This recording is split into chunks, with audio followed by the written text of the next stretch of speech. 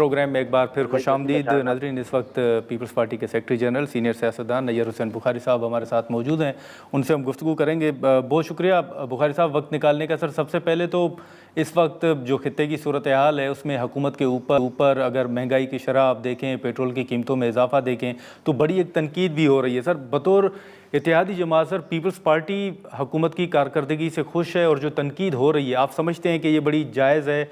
वाकई peoples party को भी कुछ तहफ़्फ़ुज़ात हैं? देखिए, इस इशू पे मैंने इससे कबल भी बात की थी। कोई हुकूमत ये नहीं चाहती कि वो ऐसे इकदाम उठाएं जिससे अवाम नास ना खुश। ऑब्वियसली जो जमहूरी हुकूमतें होती हैं और उन्होंने कुछ अरसे बाद अवाम के पास जाना होता है, फिर अपनी परफॉर्मेंस दिखानी होती है। तो मैं समझता हूँ कि जो जंग की सूरत हाल है मशरक़ वस्ता में, उसने बहुत सारे मुल्कों की मईशत को बड़ा मुतासर किया है और पाकिस्तान की मईशत भी बड़ी मुतासर है।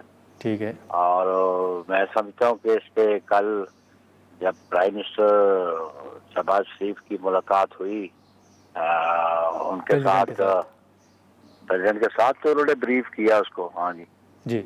और उस ब्रीफिंग में उन्होंने बताया कि महंगाई का खास ख्याल रखा जाए। हाँ जी। अच्छा, लेकिन बुखारी साहब, ये तो हमेशा एक दलील दी जाती है ना कि आलमी मार्केट में क्योंकि कीमतों में इजाफा हो रहा है तो इसीलिए पाकिस्तान को भी मजबूरन करना पड़ रहा है। फिर एक दलील अभी जो है वो ये दी जा रही है कि आलमी मार्केट में तो कीमतें कम हुई हैं, उसके बावजूद पाकिस्तान में कीमतों में इजाफा किया गया है। तो ये जो दलील है कि क्योंकि FBR अपना टारगेट पूरा नहीं कर सका इसलिए अवाम से पैसे लिए जा रहे हैं, लेविट जो है वो लगा के, आप इस दलील की हिमायत करते हैं सर? नहीं, एक बात तो यह है कि ये जो कीमतें कम नहीं हो रही, कीमतें फ्लक्चुएट करती हैं, एक दिन एक होती है। कहाँ 78-79 डॉलर्स पे था और कहाँ आज 105 और 115 डॉलर के बीच ये करता है, फ्लक्चुएट करता है प्राइस। एक बात। लेवीज की बात बिल्कुल है, FBR ने अपना टारगेट पूरा नहीं किया, उसके रीजन है फॉर दैट। रीजन ये हैं कि इंपोर्ट्स कम है, एक्सपोर्ट्स कम है जी, और इसलिए ड्यूटीज नहीं आ रही है। ठीक है सर। लेकिन बुखारी साहब, फिर आप समझते हैं कि अभी ये जो बजट आने वाला है जिसके हवाले से अब गुफ्तगू तो शुरू हो गई है, आप समझते हैं कि उसमें कोई ज़्यादा उसमें सर बुखारी साहब आप समझते हैं कि शायद ज़्यादा कोई रिलीफ आवाम को ना मिल सके? देखिए, मैं रिलीफ तो क्या, बजट पर रिलीफ तो नहीं मिला करती, बजट में तो हमेशा बोझ पड़ता है। तो अब समझते हैं कि ये बड़ा अच्छा होगा कि मजीद बोझ ना डाला जाए आवाम पे। क्या समझे आप? अच्छा, लेकिन सर फिर आप पीपल्स पार्टी हमेशा मुतालबा तो करती है कि अवाम दोस्त बजट होना चाहिए। फिर आपको रिलीफ तो क्या, हमने तो अपनी सारी जिंदगी में देखा कि एक बजट जो है जो कीमतें आती है वो कभी अगले बजट में कम ही होती है। मैं तो ये समझूं कि कौम पे रहम करें और ये हमारे फाइनेंस मिनिस्टर भी होते भी मजीद बोझ कौम पे न डाले। कौम मुतहम्मिल नहीं हो सकती है बोझ का। क्या समझे? अच्छा बुखारी साहब, दो मुख्तसर सवालात होंगे। आपने वज़ीर ख़जाना का सर जिक्र किया, तो आप समझते हैं कि ये फैसले सारे या ये सारा बोझ वज़ीर ख़जाना पर ही डाला जाए या फिर प्राइम मिनिस्टर साहब के ऊपर? जो कैबिनेट होती है वो कलेक्टिवली रिस्पॉन्सिबल होती है, इंडिविजुअली रिस्पॉन्सिबल नहीं होती, आइन ये कहता है। और वज़ीर ख़जाना तो नेगोशिएट करता है, लेकिन आप हमेशा बारोवर हैं। ठीक है। तो बारोवर इज नॉट अ चूजर। क्या समझे आप? सही। तो इसलिए जो इदारे आपको कर्जा देते हैं उनकी अपनी टर्म्स एंड कंडीशंस होती हैं। अगर आप टर्म्स एंड कंडीशंस फुलफिल ना करें तो फिर वो कर्जा नहीं मिलता। मसलन आप यहाँ गाड़ी की फाइनेंसिंग के लिए जाते हैं पाकिस्तान में के बैंक में, ठीक है, अगर आप उनकी रिक्वायरमेंट फुलफिल नहीं करते तो आपको वो गाड़ी नहीं देंगे ना। सही। अगर आप कोई प्रोजेक्ट शुरू करते हैं, अगर उनकी कंडीशंस फुलफिल नहीं करेंगे तो आपको वो लोन उस इंडस्ट्री के लिए नहीं देंगे। तो इसलिए कंडीशनैलिटीज पे लोन मिला करते हैं। तो जब आप लोन लेते हैं तो फिर कंडीशनैलिटीज भी एक्सेप्ट करने पड़ते हैं। अच्छा, लेकिन जिस मुलाकात का सर आपने जिक्र किया प्रेसिडेंट के साथ, जो प्राइम मिनिस्टर साहब की मुलाकात हुई है, उसमें तो आज जो रिपोर्ट भी हुआ है कि 28वीं आईनी तरमीम के हवाले से भी बात हुई है। कोई ऐसी गुफ्तगू सर या इस हवाले से कोई तजावीज़ दी गई है पीपल्स पार्टी को कि हुकूमत क्या इरादा रखती है 28वीं तरमीम में? नहीं, मैं तो उसका मीटिंग में शरीक नहीं था और मुझे इल्म नहीं है जो डिस्कशन हुई है।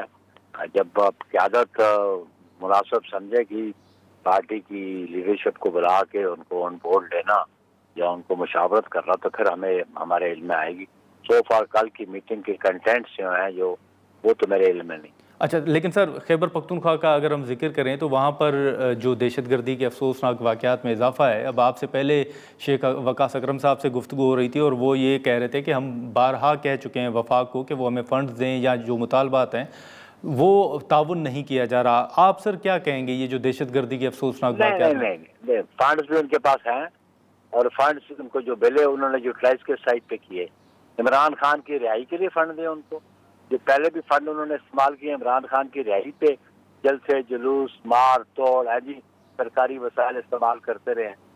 और जब हमारी वफाक कहती है हम ऑपरेशन करते हैं तो ये ऑपरेशन को रेजिस्ट करते हैं जी, हैं, उसको फैसिलिटेट नहीं करते। तो फंड्स उनके पास है लेकिन फंड्स इन्होंने ऑलरेडी मिसयूज किए हैं, किसी और पर्पज पे किया ना। तो आप समझते हैं कि मतलब वफाक ने जो फ़ंड्स दिए हैं, सूबाई हुकूमत ने वफाक की जानिब से दिए गए फ़ंड्स खान साहब की रिहाई के लिए इस्तेमाल किए हैं? ऑब्वियसली आप देखें, माजी देख रहे ना, जो उनके चीफ मिनिस्टर आते रहे, जो उनकी सरकारी मशीनरी यहाँ पकड़ी जाती रही, जो उनके सरकारी एहलकार यहाँ पकड़े जाते रहे और हर हफ्ते वो अनाउंस करते थे, तो वो फंड्स कहाँ से आते थे? इमरान खान की पॉकेट से तो नहीं आते थे। अच्छा, लेकिन बुखारी साहब फिर आप नहीं समझते सर कि इस मामले का भी हल निकलना चाहिए, मुल्क के अंदर जो सियासी इशूज़ हैं उनको भी सुलझाना चाहिए? बिल्कुल सियासी इशूज को सुलझाना चाहिए, लेकिन पॉलिटिकल पार्टीज की पॉलिटिकल अप्रोच होनी चाहिए। अगर किसी जमात की पॉलिटिकल अप्रोच ही नहीं है तो फिर उसके साथ मसाइल कैसे हल हों?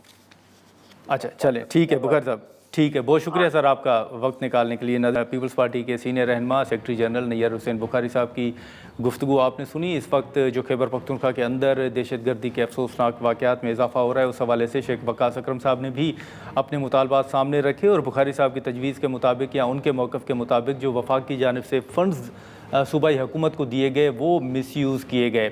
इसी के साथ साथ जो प्रोग्राम की इब्तिदा में हमने जिक्र किया कि जो एक रिपोर्ट आई कि ईरानी तैयार जो हैं वो पाकिस्तान के अंदर उनकी मौजूदगी के हवाले से, तो उस हवाले से फ़ॉरेन ऑफिस ने उसकी तरदीद भी की है। और अगर फ़ॉरेन ऑफिस का जो बयान है अगर वो भी मैं आपके सामने रख दूँ तो उन्होंने ये भी कहा है कि इस्लामाबाद मुज़ाकरात के दौरान ईरान और अमरीका के जो तैयारे थे वो पाकिस्तान पहुँचे थे, लेकिन उन तैयारों का किसी फ़ौजी हंगामी सूरत हाल या हिफाजती इंतज़ाम से कोई ताल्लुक़ नहीं। तो फ़ॉरेन ऑफिस ने ये जो रिपोर्ट्स थी उनको मुस्तरद किया है। इसी के साथ साथ अब पार्लियामेंट के अंदर के हवाले से अगर हम बात करें तो जो बजट पेश होने जा रहा है उस हवाले से भी जो पीपल्स पार्टी या नून लीग से भी बात हुई है, तो वो भी ये समझते हैं कि इस वक्त जो हालात हैं शायद ये मुमकिन ना हो सके कि आवाम को उस हद तक रिलीफ दिया जा सके जिस हद तक तवक्कुआत जो हैं वो रखी जा रही हैं। अलबत्ता इस हवाले से अभी तजावीज़ आनी हैं और बजट के हवाले से जो तजावीज़ होंगी वो भी सबके सामने आएंगी। कल की जो